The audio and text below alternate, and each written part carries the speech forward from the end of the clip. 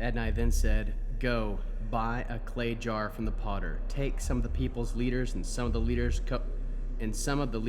Kohanim, and go out into Ben Hanam Valley, by the entry of the potsherd gate.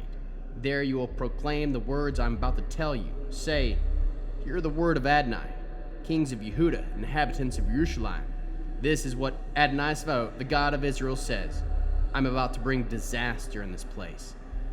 It will make your ears, or whoever hears it, about to ring. This is because they have abandoned me and alienated this place. In it they have offered to other gods, and neither they nor their ancestors have known, nor the kings of Yehuda.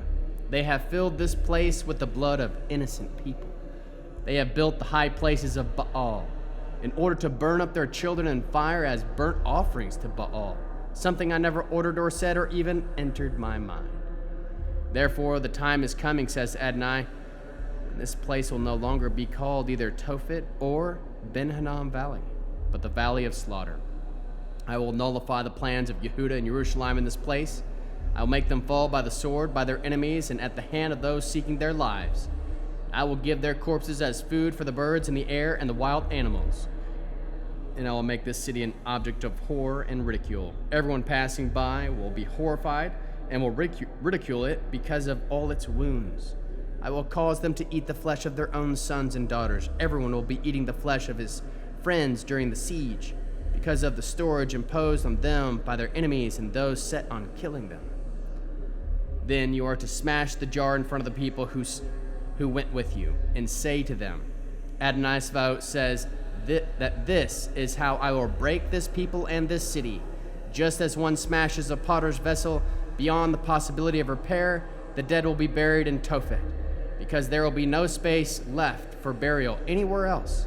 That is what I will do to this place, says Adonai, and to its inhabitants. I will make it like Tophet.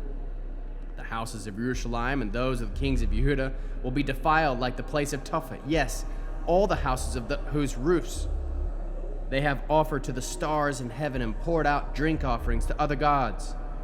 Then Yirmiyahu returned from Tophet, where Adonai had sent him to prophesy, stood in the courtyard of Adonai's house, and said to all the people, This is what Adonai Sabaoth, the God of Israel, says. I am bringing on this city and all its surrounding villages all the disaster I have pronounced against it, because they have stiffened their necks and refused to pay attention to my words. Now when the Kohen Pashkur, son of Emir, chief official in the house of Adonai, heard Yirmiyahu prophesying these things, he had him flogged and put him in the stocks of the upper Benjamin gate, the house of Adonai. The following morning, when Pashur led Yirmiyahu out of the stocks, Yirmiyahu said to him, Adonai no longer calls you Pashur, but Magor Masviv, terror on every side. This is what Adonai says, I will make you a terror to yourself and to all your friends. They will fall by the sword of their enemies while you watch. I will hand over all of Yehuda to the king of Baval, and he will carry them off captive to Baval, and put them to the sword. Moreover, I will hand over everything stored in this city, all its valuables, all its wealth, indeed all the treasures of the kings of Yehuda, to their enemies, who will plunder them, take them, carry them to Baval. And you, Pashur, along with your entire household, will go into captivity. You will go to Baval, where you will die and be buried, you and all your friends to whom you have prophesied lies. You fooled me, Adonai. I have been your dupe. You overpowered me. You have prevailed. All day long, I'm a laughingstock. Everyone makes fun of me. Whenever I speak, I have to cry out. I shout, violence and destruction. Thus the word of Adonai becomes for me the cause of reproach and derision all day. But if I say, I won't think about him, I won't speak in his name anymore, then it seems as though a fire is burning in my heart, prison in my bones. I wear myself out, trying to hold it in. I just can't do it. I've heard many whispering their plot, terror in every direction. Denounce him. Let's denounce him. Even all my close friends are watching me, for me to make a false step. Maybe he can be tricked. Then we'll get the better of him. Then we'll take our revenge on him. But Adonai is with me like a dreaded warrior. So my persecutors will stumble, defeated, greatly ashamed because of their failure. Their lasting disgrace will not be forgotten. Adonai Sevaot, you who test the righteous and see people's hearts and thoughts, let me see you take vengeance on them, for I have committed my cause to you. Sing to Adonai, praise Adonai, for he rescues those in need from the clutches of evildoers. A curse on the day I was born, the day my mother gave birth to me. Let it not be blessed. A curse on the man who brought the news to my father, a son has been born to you, thus making him very happy. Let that man be like the cities Adonai overthrew without mercy. Let him hear cries of alarm in the morning, sound of battle at noon, because God did not put me to death in the womb, and let my mother become my grave, her womb forever filled with me. Why did I have to emerge from the womb just to see toil and sorrow, and end of my days in shame?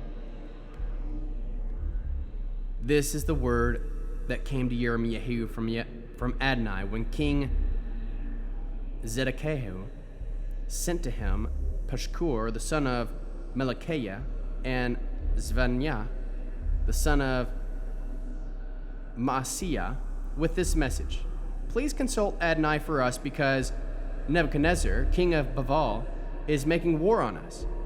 Maybe Adonai will perform a miracle for us and cause him to withdraw. Yirmiyahu answered him, Here is what you are to tell Zedekiah.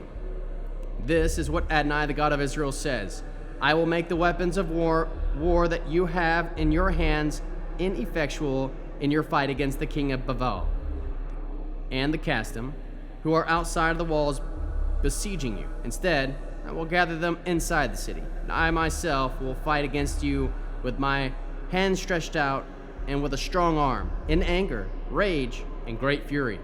I will strike the inhabitants of this city, humans and animals alike, and they will die of a terrible plague. Afterward, says Adonai, I will hand over Zedekiah, king of Yehudah, his servants, the people, and anyone remaining alive in the city after the plague, war, and famine, to Nebuchadnezzar, king of Babel, and to their enemies, to those who seek their lives.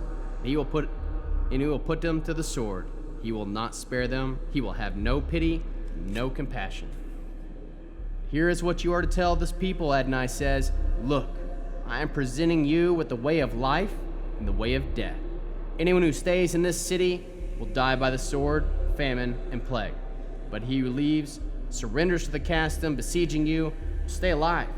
His own family, his own life will be his only spoils of war. For I have determined absolutely that this city will have evil, not good, says Adonai. It is going to be handed over to the king of Babel, and he will burn it to the ground.